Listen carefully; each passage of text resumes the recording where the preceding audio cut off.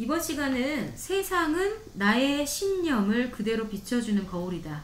네, 트랜스핏 비밀 시리즈에 나와 있는 얘기를 한번 해보겠습니다. 예, 여기서 거울 이야기를 상당히 많이 합니다. 세상은 그냥 거울일 뿐이야. 네 생각을 비춰주는. 네. 그래서 여기서 이제 그 양자역학에서는 이중순리 실험, 관찰자 실험이라고 얘기를 하죠. 많은 분들 다 아실 텐데, 그 이제 우리 우주 만물을 쪼개면 눈에 보이지 않을 정도의 그 미립자가로 이루어져 있다고 하잖아요.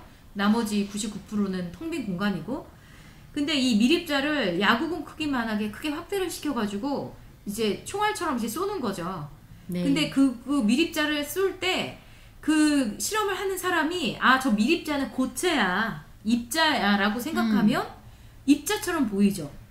근데 네. 그거 실험하는 관찰하는 사람이 미립자는 파동 에너지일 뿐이야, 물결 같은 파동이야 라고 생각하면 파동 같은 물결 무늬를 보여주죠. 네. 그래서 이것을 이제 그 세계상 가장 아름다운 실험이다. 네, 네. 미립자가 관찰자가 바라보는 시점에 따라서 파동으로도 보이고 딱딱한 고체로도 보이는구나.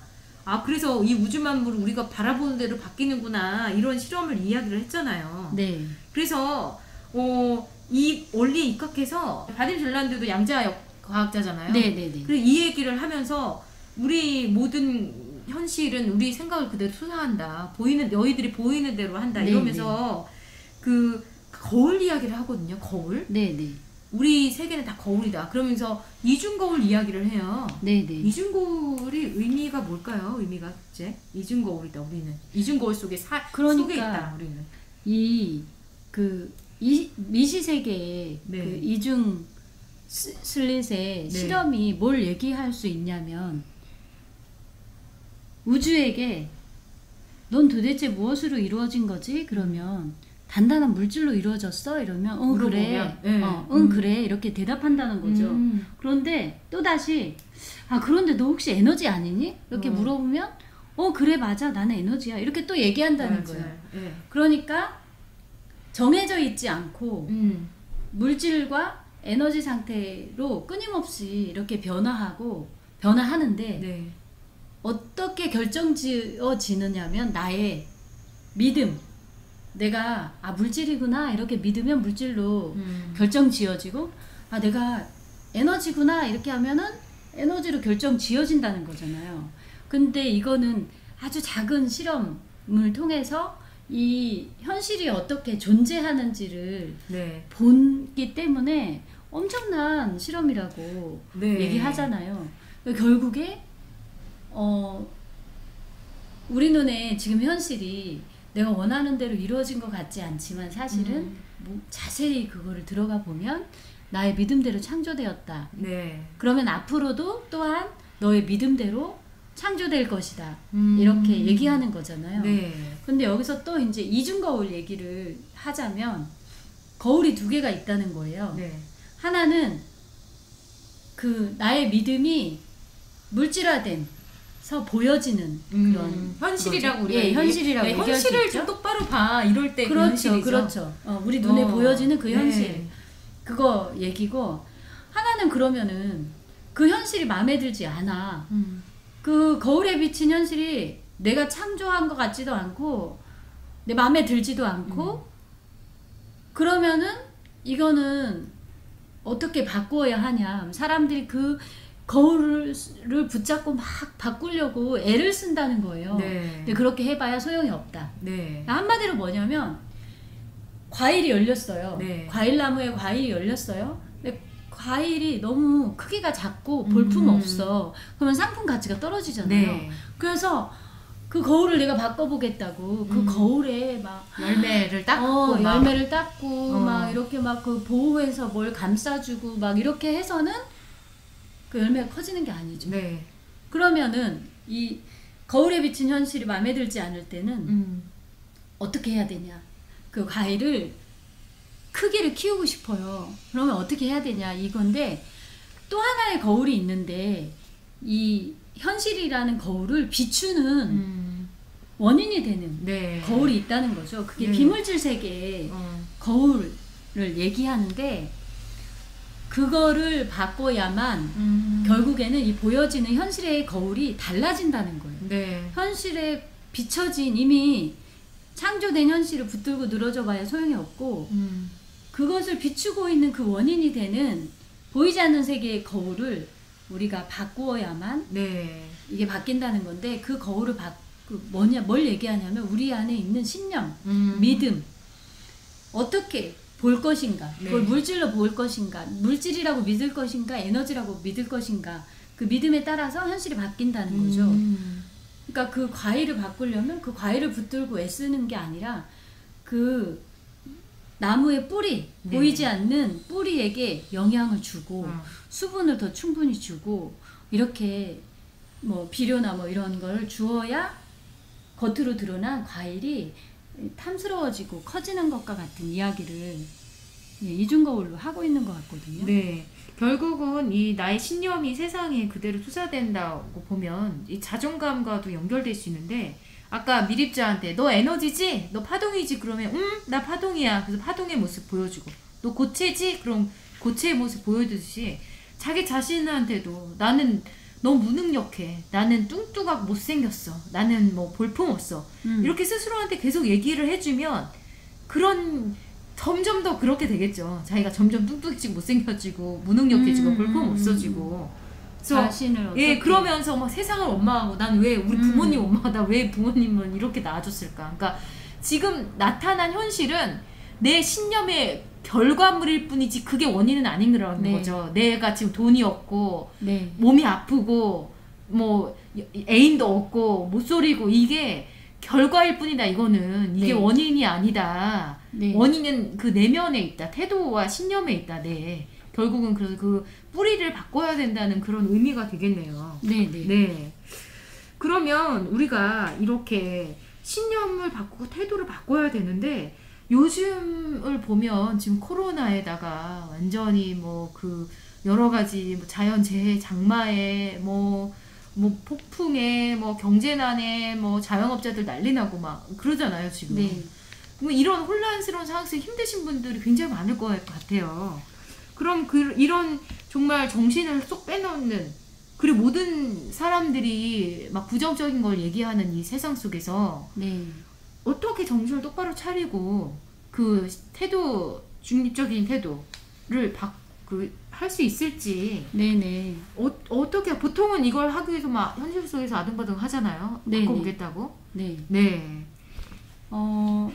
그리고 또 하나는 거울의 저편에는 가능태 공간이 존재한다 이런 내용이 나오거든요. 네. 그러니까 거울 저편에 모든 가능한 사건들의 시나리오를 담고 있는 정보체가 있다. 네. 이거잖아요. 그럼 우리가 차분히 그 가능태 공간에 존재하는 그거를 정보를 가져오면 되잖아요. 네. 그러면 또 반복되는 이야기인데 차분히 이렇게 마음을 내려놓고 그 가능태 공간의 그런 정보, 그 영혼의 소리죠 한마디로. 영혼의 소리. 영혼은 가능태의 공간을 유일하게 이렇게 넘나드는 네. 존재라고 해요. 그래서 예를 들면 우리가 꿈을 꿀 때 네. 몸은 잠을 자고 있지만 영혼은 계속 돌아다니면서 네, 오만 데를 다 돌아다닌다고 하잖아요. 우주도 네. 가고 미국도 가고. 네네. 그러니까 어떻게 보면 꿈도 가능태 공간이라고 우리가 진짜 꾸는 꿈이 있잖아요. 네. 일부라고 할 수 있겠네요.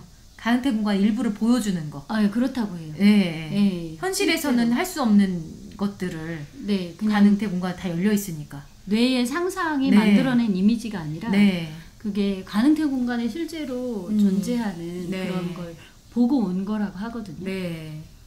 예. 그러면 실제로 우리가 마음을 내려놓고 그럼 차분히 가라앉히라 이렇게 얘기하면 야 누가 몰라서 그래 힘들잖아. 뭐 예를 들면은 어떤 예를 들 수 있을까요? 우리가 마음을 차분히 가라앉힌다. 뭐 이거는 계속 얘기가 나와도 네. 연습 훈련을 해야 되는 거죠 본인이. 연습밖에 없는데 연습이 그렇게 많이 어려운 거라고는 저는 생각을 안 하거든요. 네.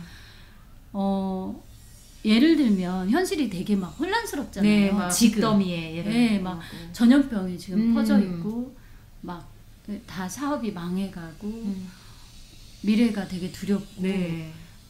생존을 막 걱정해야 될 이런 음. 혼란한 시기이지만 예를 들면 우리가 동굴에 갇혔다 네. 이렇게 하면은 동굴이 되게 어둡잖아요. 어. 그럼 동굴에 갇히면 우리가 어떻게 해요? 막 어떻게든 이 어둠을 뚫고 밖으로 나가려는 네. 그래서 막 눈을 무섭죠. 부릅뜨고 막 그 눈앞을 보려고 하지만 안 보이죠. 네.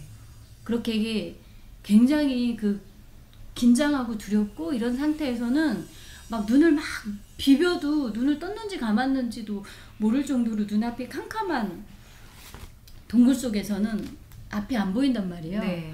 근데 그때 보려고 그렇게 막 허둥지둥 애쓰는 노력을 잠깐 멈추고 잠깐 차분히 이렇게 기다리면 네.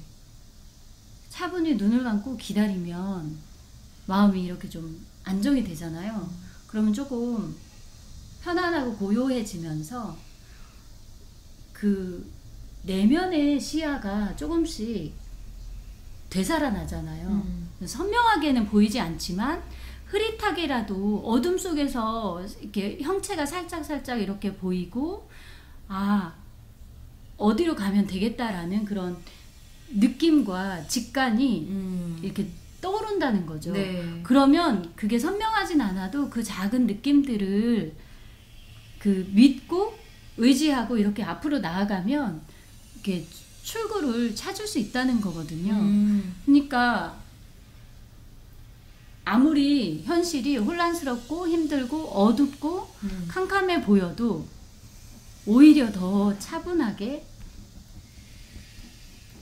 그 내면 시야를 밝힐 수 있는 그러면서 가능한 공간을 찾아가는 거죠. 네, 그렇게. 네.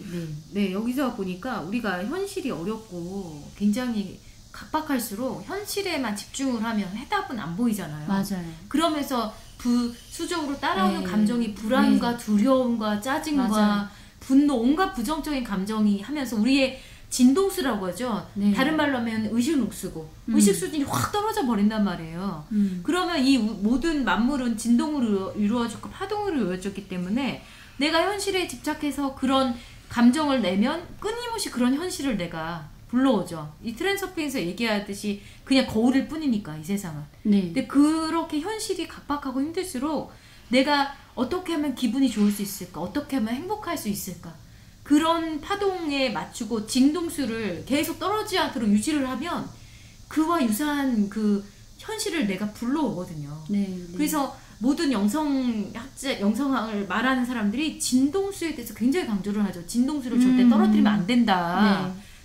그게 어떻게 보면 다른 말로는 자기 관리고 멘탈 관리고 그런 거죠. 네. 네, 그래서 이게 다 연결이 되는 이야기인 것 같아요. 네. 그래서 내가 행복해질 수 있는 방법을 아무리 현실이 어렵고 힘들더라도 내가 그 의식 수준을 높일 수 있는 그런 자기만의 좀 노하우들이 있어야 될 것 같아요. 네.